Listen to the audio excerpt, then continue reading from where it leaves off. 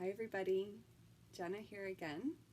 I brought something to share with you today that is part book and part poem. It's written by one of my very favorite children's authors named MaryAnn Hoberman. And she wrote this book that's called A House is a House for Me. You can listen for the rhyming words as I read.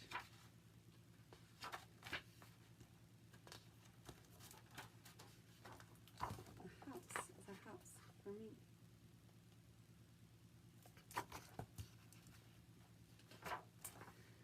A hill is a house for an ant, a hive is a house for a bee, a hole is a house for a mole or a mouse,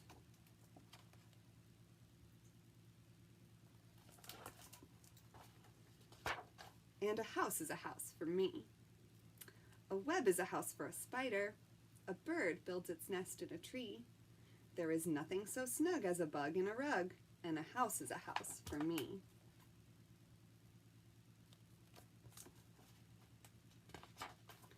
A coop, that's a house for a chicken. A sty, that's a house for a sow. A fold, that's where sheep all gather to sleep. A barn, that's a house for a cow. It is also, of course, a house for a horse.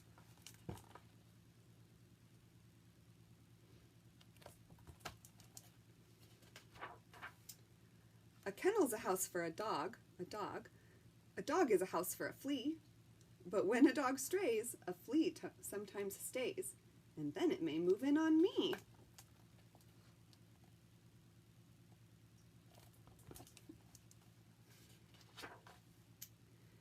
Houses for rabbits are hutches. A house for a mule is a shed.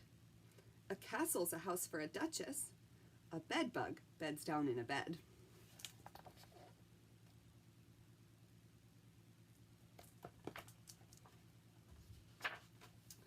Mosquitoes like mud holes or puddles. Whales need an ocean or sea. A fish or a snake may make do with a lake, but a house is a house for me.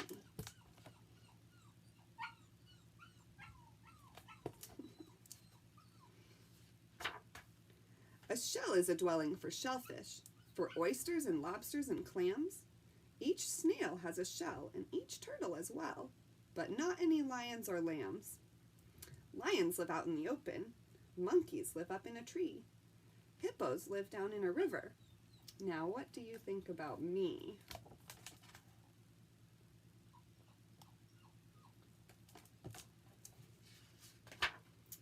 An igloo's a house for an Eskimo, a teepee's a house for a Cree, a pueblo's a house for a Hopi, and a wigwam may hold a Mohi. A garage is a house for a car or a truck, a hangar's a house for a plane, a dock or a slip is a house for a ship, and a terminal's house for a train. I hear my puppy over here barking because he wants to come in the house.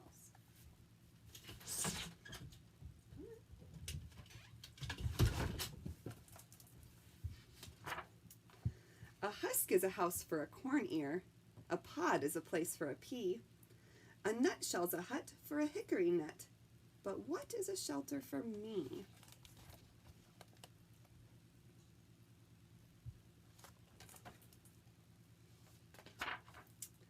A glove is a house for a hand. A stocking's a house for a knee. A shoe or a boot is a house for a foot, and a house is a house for me.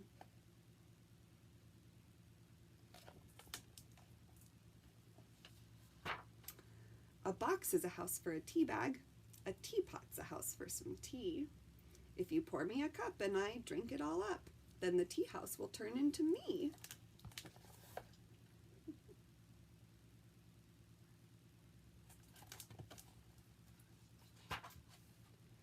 Cartons are houses for crackers.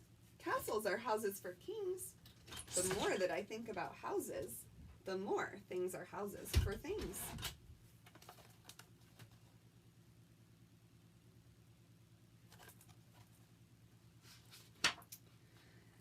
And if you get started thinking, I think you will find it is true that the more that you think about houses, the more things are houses to you.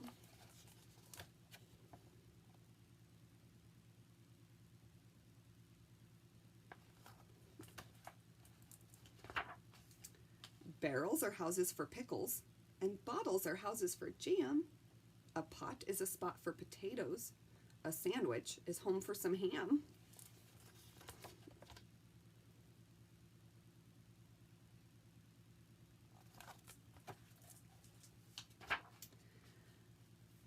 The cookie jar's home to the cookies. The bread box is home to the bread. My coat is a house for my body. My hat is a house for my head.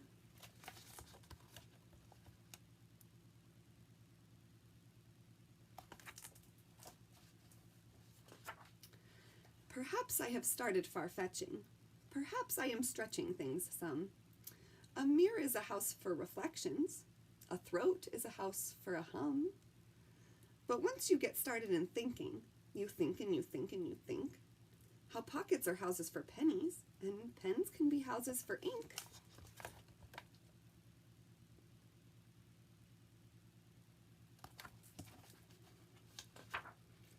How peaches are houses for peach pits, and sometimes are houses for worms. How trash cans are houses for garbage, and garbage makes houses for germs.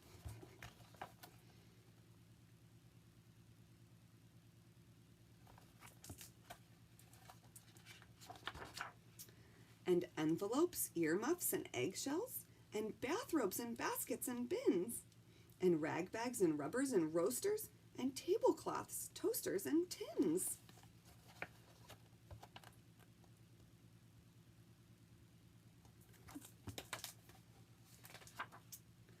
And once you get started in thinking this way, it seems that whatever you see is either a house or it lives in a house. And a house is a house for me.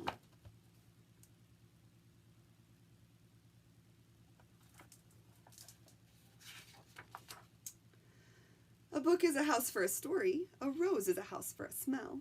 My head is a house for a secret I never will tell.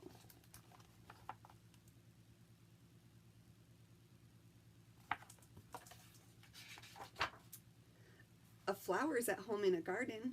A donkey is at home in a stall.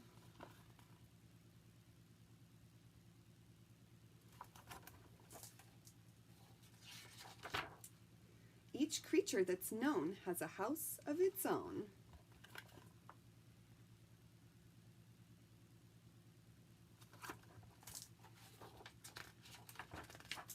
And the earth is a house for us all.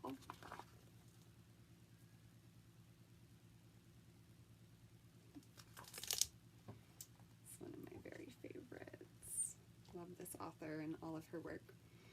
And I hope that you are all having a lot of fun at your house and that you're helping to take good care of the house that we all share, our earth home. Okay, see you next time.